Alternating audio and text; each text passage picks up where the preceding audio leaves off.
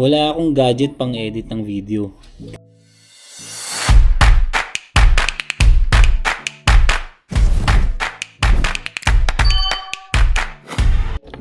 Ayan.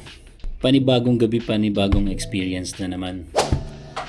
Bumili tayo ng Huawei MatePad 7.5 yung screen. So, galing extra to binili natin. Tapos, meron siyang mga freebies. Huawei M Pen Lite, Huawei Bluetooth mouse, at syempre yung Huawei bag. Yan. So, unahin natin yung Huawei bag na to.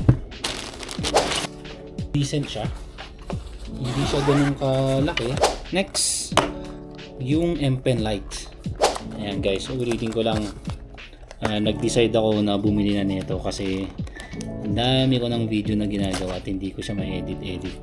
Gawa ng yung phone ko is ito kasi yung ginagamit ko pang edit, iPhone 14. So dito na siya. Na-transfer ko lang dito via application, DJI Osmo Action 4 natin. I-download ako ng application. Once nag-connect yun sila, matik papasok na lahat ng video dito. So doon ko na rin siya ina-edit. Back to this M Pen Lite.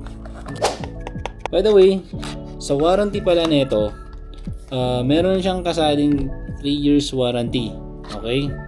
So, as per the customer service, halimbawa nabasag yung tablet, nabasag yung screen. Within 3 years, pwede mo siyang palitan. Mag-a-add ka lang ng 200 SR, 200 reals, at mapapalitan na ng bagong tablet, yung basag mong tablet. Within 3 years po yun, guys.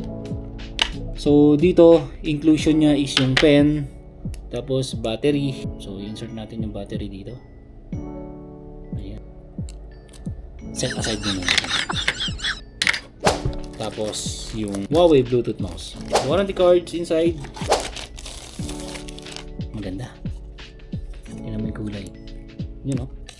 So, parang magkaparehas lang sila nito. Gray. Metallic gray.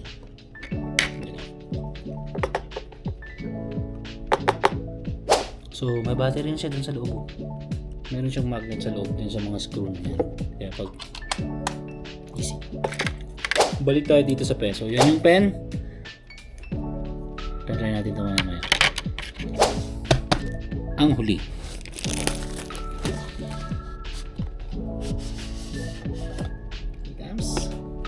Tadang!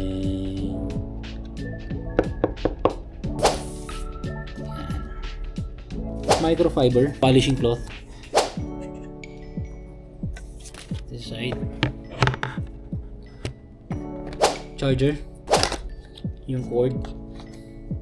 Quick start guide.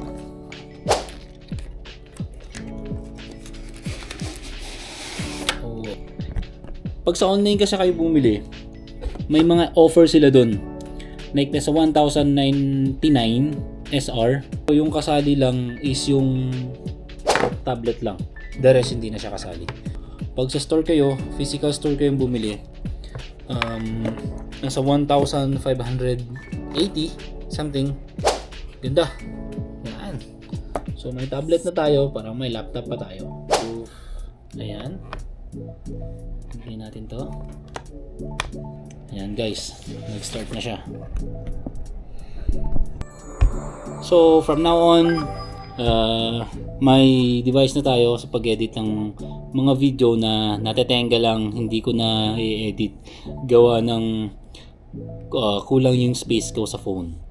So from today onwards, sana marami pa akong video na gagawin, and at the same time magbigay ng mga information and my personal experience sa inyo, para magkaroon kayo ng idea or para magkaroon kayo ng mga guidelines. So hindi natin alam yung nagawa ko or yung sineshare kong information, yung sineshare kong experience is mai-experience nyo rin soon. Inshallah, I hope marami pang akong mai-share na information. Anyway, i-share ko rin, i-upload ko rin yung basita na naginamit kong separately. Gagawin ko yun separately. Yung ginawa kong video kung paano namin siya binili, yung process ng pagbili nito sa Extra. So again guys, thank you for watching. Peace out.